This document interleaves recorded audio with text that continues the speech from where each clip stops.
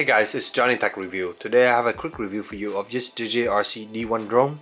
As you can see here, this is a pretty small drone and it comes in a package like this. So in this package, you get the drone with a remote control, and as you can see here, pretty unique. The drone is actually stored inside its remote control. Beside that, you also get a user menu which explains some instruction on how to use this unit. There's a multitude of information here, so you don't want to read over it. You get a charging cable, as you can see right here, and then you get a set of extra propeller.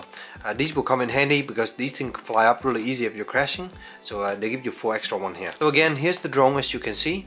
Look how small it is. This is my hand here, and you can see here, this is the remote control. On the remote control here, you have a pretty simple up down for throttle, left and right for turning, and then here you have roll left, roll right, and pitch forward and pitch back. Here's the on off switch, and over here you have a trimming functionality to trim the various different direction, and this button here doesn't do anything. The drone itself actually had the ability to do 360 degree by pressing this button once and then do a flip in the direction, and that will do the flip.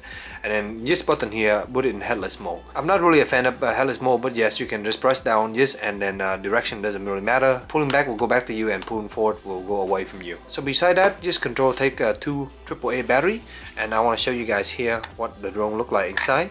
So as you can see here, a very small drone. This is probably one of the smallest one I ever reviewed. Kind of give you an idea right here. Here is a SD card. Kind of give you an idea how small this drone is. And in practice, I was worried that this drone would not have good stability, but if you don't have any wind and you're playing indoor, it actually managed to stay in place pretty well. When you get the trimming perfectly, it's basically going to hover in one spot, and I was kind of impressed with the size and power of this guy. As you can see here, the blades are really easy to pull up. You can just manually pull them out just like that. They do get bent and get damaged easy, and in one of my fly, I actually crashed and lost the blade, but I was able to find it again. That's why the replacement blades are needed. The battery is down here, as you can see. Pretty much half of the quad is the battery. The battery is not removable, so it's built in, and here you have that lead to charge the quad itself. The drone is so small that it doesn't even have a place to plug in, and the lead actually stick out, as you can see right here. In my experience flying this drone, I was really happy on how well it worked. It's pretty easy to fly around the room if you are pretty good with it.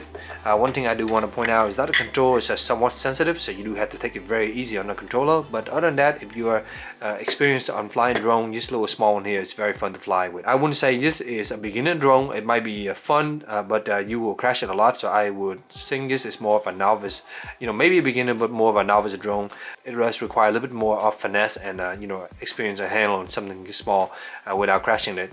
A beginner can definitely play with it, but you would definitely crash it quite often unless you're in an open space. So indoor, I was actually kind of impressed with the range of this guy. I was able to get over 50 feet, and that was a lot more than I thought.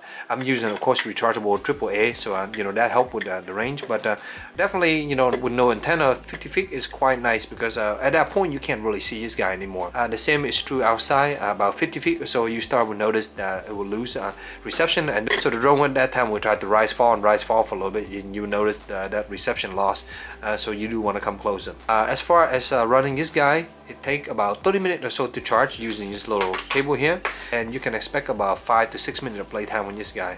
That might sound short, but the charge time is only 30 minutes. You have a lot of drones that are nano and micro size that take about 90 minutes to charge, and you only get about 7 or 8 minutes, so you're not getting that much less. It is kind of nice to have a little container here to put the whole unit in, and just to take it to places and play indoor and not have problem with it.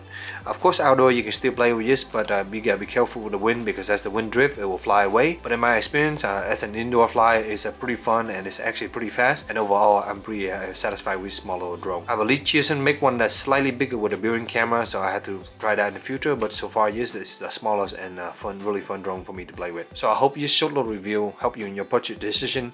If you have any questions, let me know in the comment below, and as always, stay tuned for future review. Thank you.